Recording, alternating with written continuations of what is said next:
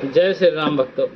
देखिए, इस दुनिया में कौन किसका है, आप ये 2 मिनट देखिए वीडियो। और 2 ही मिनट की मैं क्या कहूँ आपको, ये जो 2-4 मिनट आप निकालते हो अपने, देखिए धर्म के काम से में ज़रूर निकालो, क्योंकि हमारा मन देखिए भटकाम में तो बहुत है। अगर 2-4 मिनट ऐसी बातें आप सुन लोगे ना मन को एक जगह लगाने वाली, तो हो सकता है कि कोई काम और गलत भी हमसे होना होगा तो वो भी टल जाता है एक बार को। तो इसलिए मेरे प्रेमी भक्तों, देखिए एक व्यक्ति था, वो सबको अपना बोले ये मेरा वो मेरा, ये मेरा वो मेरा। उनने पूरी जिंदगी संपत्ति इकट्ठा करी, अपने बच्चों को पढ़ाया लिखाया, काफ़ी कुछ करा। पूरी जिंदगी वो उन्हीं की चिंता में रहा और उसने अपने लिए कुछ नहीं कमाया। और जब उसकी मृत्यु हुई ना भक्तों, तो जब उससे वहाँ जाकर के हिसाब पूछा गया, बोले भाई तुमने आज तक क्या कमाया। देखिए हर किसी से पूछा जाता है ये हिसाब। जब हमारी मृत्यु होगी ना, आपकी मृत्यु भी होगी और मेरी भी होगी, क्योंकि हमें सबको इस धरती पर तो रहना है नहीं। अगर हम अपने लिए कुछ नहीं निकालेंगे, सब कुछ अपनी औलाद के लिए, अपने परिवार के लिए दान कर देंगे, तो देखिए तो हम पे बचेगा क्या। क्योंकि हम इस शरीर को लेकर जब हमारी रचना करी ऊपर वाले ने, तो उसने अपना अंश इस धरती पर भेजा। क्योंकि ये जो शरीर है ना अपना, ये परमात्मा का ही अंश है। क्योंकि परमात्मा देखने भालने में हमारे जैसा ही है, सारी चीज़ें कद काठी एक सी है। तो इसलिए देखिए जितने भी जानवर हैं, इनमें रंग रूप परमात्मा का नहीं है। ये आदमी के अंदर ही झलकता है परमात्मा का रंग रूप, क्योंकि परमात्मा ऐसे ही रंग रूप में होता है। देखिए परमात्मा हर किसी के अंदर है, मगर परमात्मा का जो ढांचा है वो हमारे तुम्हारे तरह ही होता है।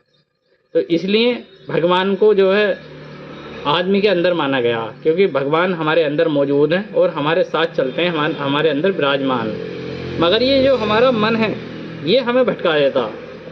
मेरे दोस्तों, वो व्यक्ति से जब पूछा गया, बोले भाई तूने करा क्या, ये बताइए, तुझे अब कहाँ डालें, कढ़ाई में डालें या कहीं तेल में तलने, क्या करें तेरा।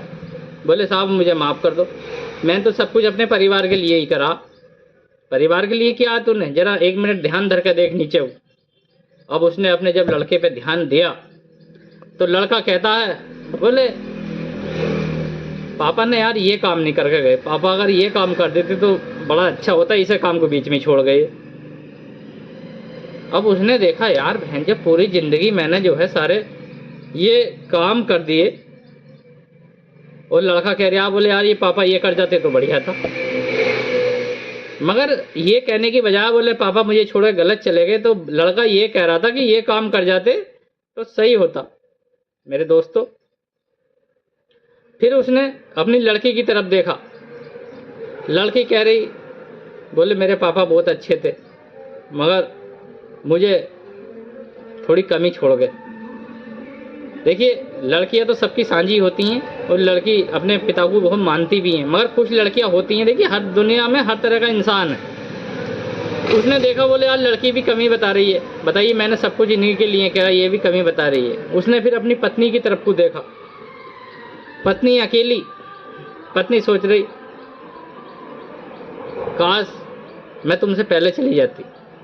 मेरे भक्तों, मैं उनसे पहले चली जाती तो ठीक रहती, अब यहाँ क्या करूँ। मेरे दोस्तों